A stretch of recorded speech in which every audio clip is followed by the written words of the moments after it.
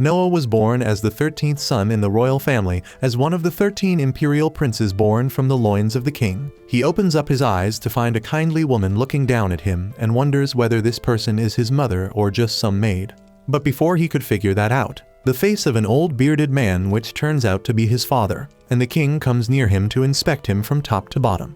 The king mentions that Noah seems to have taken after his mother, and his mother immediately shies away, claiming that his eyes and eyebrows look just like that of the king. Noah notices that he can see his own stats, but nothing seems to make sense for him just yet. Suddenly, one of the court mages walks up and holds him delicately in his arms before announcing to the king that Noah has the magical affinity of water. The king laughs at that merrily, claiming that when Noah comes of age, he will be given the lands of southern kingdoms where most of the water mage clans live so that he can rule over them justly. With that, the king asks the court mage to have a look at Noah's stats. But the moment his stats are revealed, the entire court goes silent, while even the king has trouble believing his own eyes. One of the people in the court scream that it's a miracle, while the others join the chant, which confuses Noah, who then checks his own stats, only to realize that he has the stats of an SS-ranked water mage, which is unheard of, let alone attaining it at birth. 6 years pass by after that day, and Noah has grown up to be a healthy young lad. He slowly learnt about the kingdom of mirrors, which his father rules over, where things have been calm for several decades, now as people live peacefully without any war. The king is well loved by the general public, as are his sons, who are adored by the locals as well as the noble families of the country. But Noah is not really interested in the political intrigue of the kingdom, as he has realized something in the past 6 years about himself. It turns out that he has a special gift which no one else is aware of. He can leech off the XP of his subordinates, which means that the more maids he has, the stronger he can become. This also means that unlike other people who have a cap on their levels, Noah can rank up indefinitely and become the strongest mage on the planet. His maids seem to be completely loyal to him, as they discuss how even at the age of 6, Noah behaves more like an adult than a young kid. He soon goes on to the dining room for some breakfast and thinks about how his abilities and skills are pretty limited at this point because of his young age, but if he keeps training, he should continue to grow at a rapid pace and outshine his older brothers as well. His thoughts are broken by a beautiful maid named Evelyn, who tells him that the crown prince of the kingdom and the 4th prince have both come to visit him. Noah decides to quickly wrap up his breakfast, as even though they are his brothers, he shouldn't make the crown prince to the entire kingdom wait. He soon enters the guest room and goes to one knee as he welcomes his older brothers, the crown prince Albert and the 4th prince Henry. Albert looks at Noah with cold eyes, asking where he was, while Henry greets him more warmly, claiming that Noah seems to be growing into a courteous young man. Albert claims that Noah will make a fine chancellor one day and tells him that he has a present for Noah. He claps his hands, and immediately a terrified servant enters the room carrying a small coffin into the room as it emanates a deadly aura. Noah is confused about such a weird present, but Albert orders the servant to open the coffin, which he reluctantly is forced to do. The moment he opens the coffin, an aura of dead and dying men erupts into the room, which Noah can clearly feel as he stares at the sword inside the coffin, wondering what the hell did he just feel. Before he had a chance to regain his composure, Albert tells him to pick it up and see how it feels. Noah realizes that he doesn't really want to handle the blade, but considering that it's a gift from the royal prince, he can't really refuse and is forced to pick it up. He grabs the sword gently and picks it up, even though it's too big for his tiny body right now. Albert smiles and tells Noah that he knew Noah could do it, and finally explains that this blade is a special sword designed for water mages to wield and is known as Leviathan. He also reveals that before him, more than 120 people have tried holding it, but none survived to tell the tale. This scares him, and he almost drops the shiny blade. But Henry tells him not to worry, as the curse of this sword is so strong that he would have died the moment he touched it, if the sword refused to accept him. With that, Albert and Henry both get up to leave, while Noah bows down, thinking to himself how this despicable crown prince, who is unfortunately his own older brother, was testing him with such a dangerous task for absolutely no reason. But he knows that if he said it out loud, it would mean his head on a spike. Later that evening, while Noah was getting ready for bed, he notices that one of his maids seemed to be very tense, so he asks her whether she is okay. Zoe the maid at first hesitates, but when Noah pushes for the truth, she immediately goes to one knee, claiming that she wants some time off as there has been a flood in her village and everything is swept away. His family is starving, and she plans to sell her body in the red light district in hopes of collecting enough money to help her family. Noah tells her to stop talking, claiming that Zoe is his personal maid and he can't let her go for so long. He tells her to bring her mother to the estate and he will give her the job of the rear gate closer and pay her $5,000 a month. Zoe is confused at this and claims that she has never heard of any position like this, and even then the salary seems to be incredibly high. Noah tells her not to worry about that and also tells her that there is an empty house in the western outskirts of the capital which she can occupy and live in with her mother. Zoe can't believe her ears and starts tearing up when Dylan, the house butler, comes out and asks Noah whether he wanted anything. Noah asks him whether he is aware of the flooding in Zoe's hometown and tells him to buy as much land as possible in that area. Dylan is confused since that would be a bad investment. But Noah tells him that they need to protect the people in need there, as if they don't intervene a bunch of villains will occupy that land and start squatting. Dylan is shocked at this, and Noah asks what's wrong. But Dylan replies that he is just surprised at how well Noah is managing the situation with the foresight of an experienced man, considering he has never experienced anything like this before. Noah thinks about how he has seen more than his fair share of destruction in his previous life, but he obviously cannot reveal that to anyone. Dylan replies that according to his estimation, the entire land should cost roughly $70 million, which shocks Zoe. Even Noah knows that it is a very huge amount. His entire group of retainers earn roughly $80,000 a year. He himself has some $50 million in funds from taxes and gifts from his brothers. But that still leaves $20 million. He turns and asks Dylan about the land that they have in the south of the capital and claims that they will have to sell that land. Dylan is shocked and advises Noah against it since that land was a gift from his father, the king himself, and selling that land would be unimaginably rude to his own imperial family. Noah tells him not to worry about all that as he will deal with his own father later, and tells them that nobles have the duty to sacrifice themselves in order to bring peace and happiness amongst their subjects. More than that, he also knows that a noble who plays the martyr is loved by the public, which might come in handy sooner or later. Dylan bows down to him and tells him that he will deal with everything before leaving to make all the necessary preparations. The next morning, Noah gets ready with his army of maids to prepare everything for an inspection of the flooded area, when he gets called out by the fourth Prince Henry. He immediately runs up to him with a warm greeting, apologizing for not coming earlier, but Henry tells him not to worry about it and asks where exactly is Noah planning to go. Noah replies that there is a region named Dasa, which has completely been flooded, and he aims to buy some land there and is planning to inspect the area to assess damage. Henry notices the sword given to him by Albert and asks him whether he is planning to use that during his visit. Noah replies that he is carrying it just in case he has to use it, but he is not sure yet, since he hasn't felt any different about it since his first encounter. Henry takes Noah away from the prying eyes and tells him that he was a little worried about that sword and Albert's sudden generosity, so he did some research on his own and found out that the sword seems to have a mind of its own and can only be controlled by someone who it acknowledges as its true master. Noah remembers the vision he had about all the previous people who tried mastering it, and realizes that this sword is basically like a mad dog, and he will have to earn its ownership before he can truly master it. Henry tells him to be careful and advises against using it unless absolutely necessary, as he has a bad feeling that the sword will take his life, just as it has taken hundreds of people before him.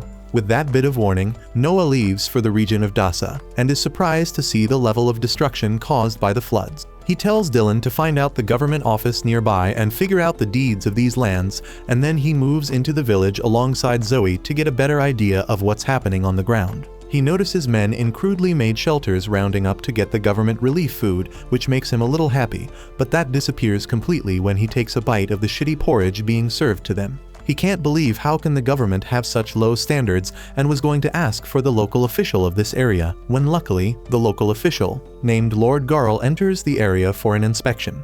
Noah expected him to take actions against the terrible quality of food, but to his surprise, the man blocked his nose and took a look at the porridge before claiming that it was sufficient, which made the cooks happy, who are basically taking advantage of the situation.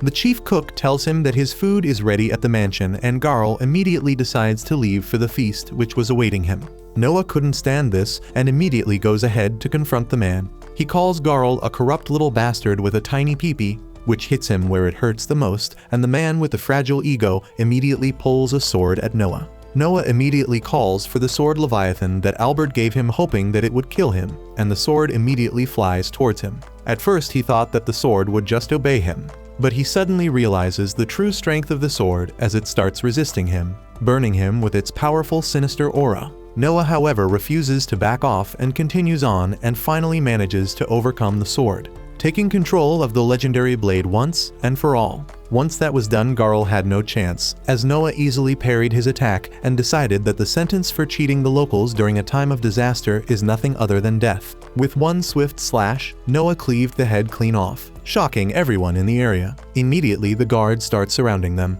and he would have gotten lynched. But he smashes the sword in the ground, creating an incredibly deep hole in the earth, shocking everyone. The chaos attracted the attention of the knight named Rowan, who was recently appointed as the manager of this area, and he immediately recognizes Noah and goes down to his knee. Everyone was surprised, but they soon follow suit, taking a knee in front of him, while Noah tells Rowan that the first thing he needs to do is to make sure everyone here gets good food. And Rowan immediately apologizes for his oversight and gets on the task. After he returns, Noah gets immediately called down to the capital by his father, where he expected to get scolded. But to his surprise, his father praised him for taking the decisions when he took them and checks his stats again, which has grown since the last time he saw them. He thanks Noah for his help and tells him that he will need him to continue aiding him in ruling this kingdom. A couple days pass by, but Noah stays in the capital of the city, as this city is the beating heart of the entire kingdom and the most prosperous place by far, where loads of talented people come to find work. His plan is to bag one of these talented people for himself so that he can increase his own stats and quickly become a force to be reckoned with. His first candidate is a young girl that he has heard about who is supposed to be an incredible singer who has recently been in the talks as a brilliant up-and-comer.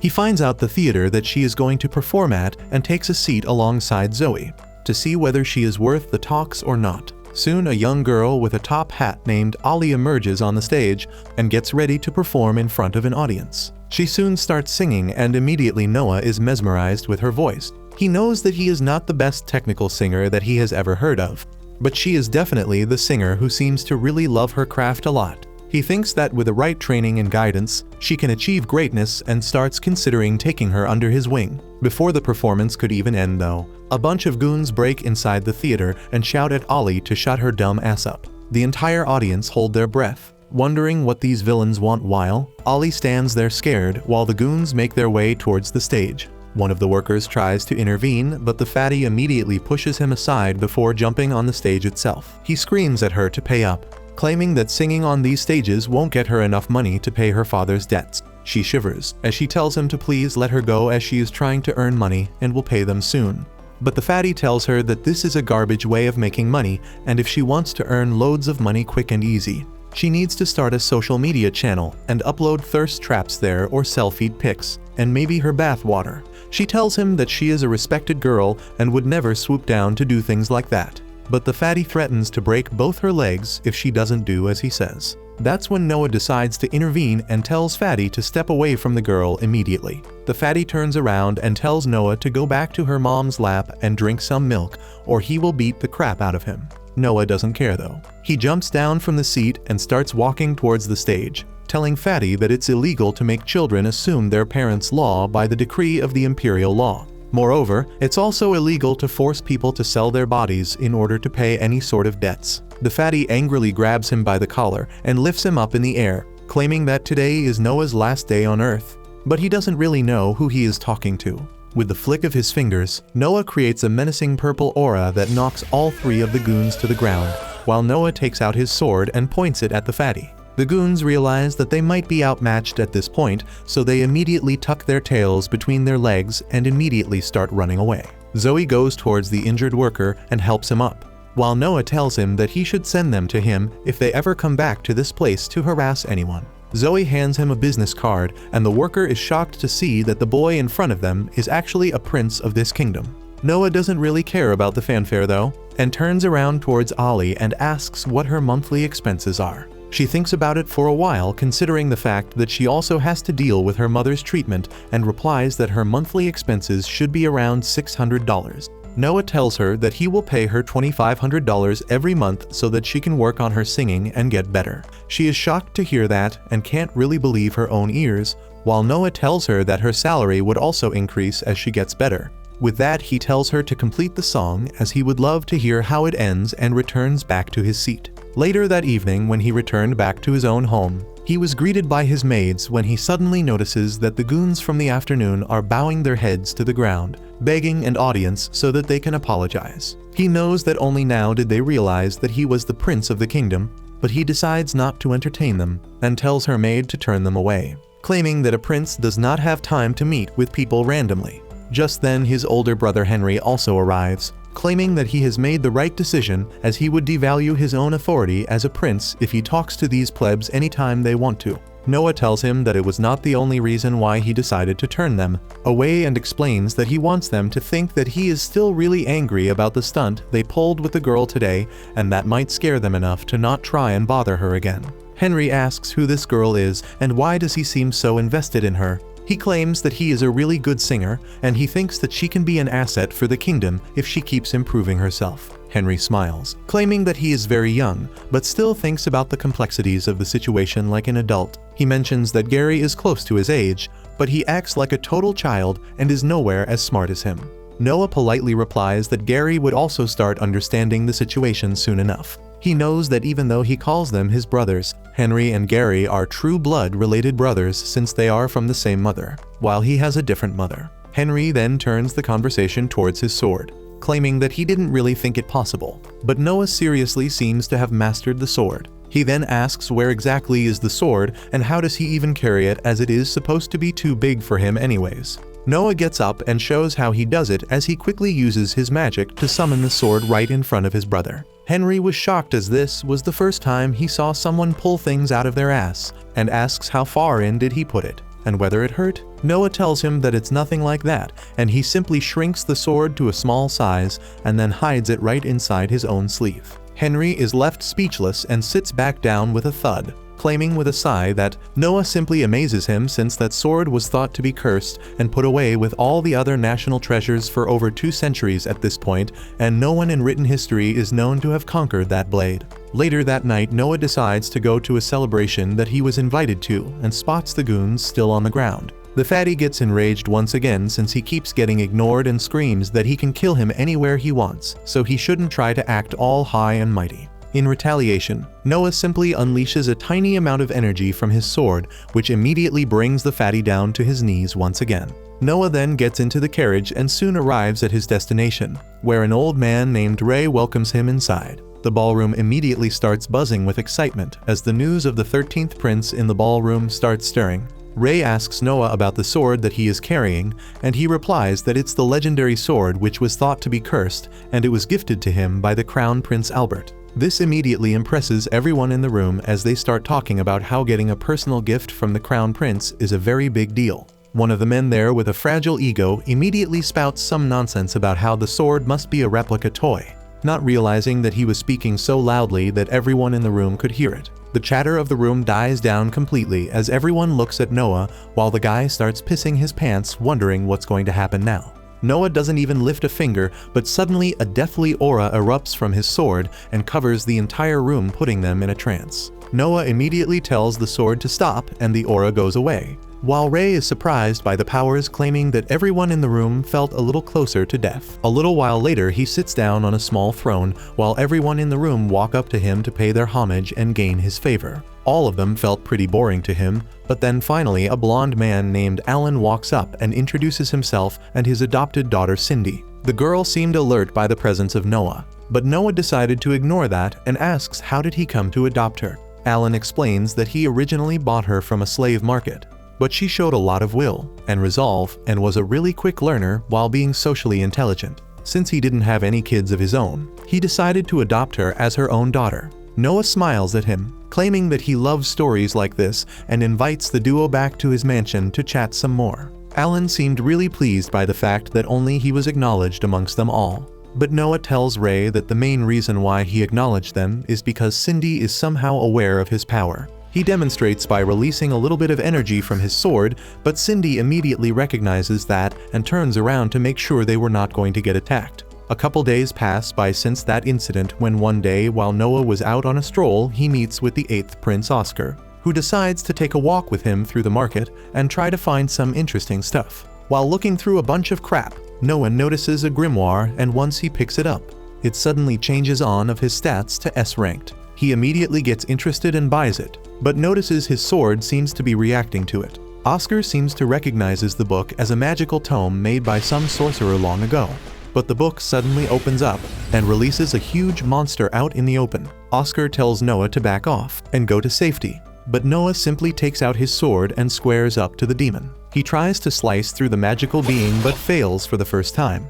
That's when he decides to use a bit of extra magic with his next slice and aims it upwards so he doesn't destroy anything else. With that, the magical creature ceases to exist while Oscar stands there wondering how strong is his little brother at this point. Watching this amazing feat, one of the shopkeepers run out and bow to the ground, requesting Noah to have a look at an item he has in his shop which might as well be a treasure. He takes the princes back to his shop and shows them a magical ring, claiming that this ring has yet to accept anyone as the owner and asks Noah to try it. Noah puts the ring on his thumb and immediately the magic activates and his entire body gets covered with a beautiful plate of armor. The shopkeeper is shocked, but Noah really likes it and buys it at that very instant. But Oscar refuses to let him pay for it, claiming that it will be a gift to him from his side. With that out of the way, he decides to head back to the theater to watch Ali sing.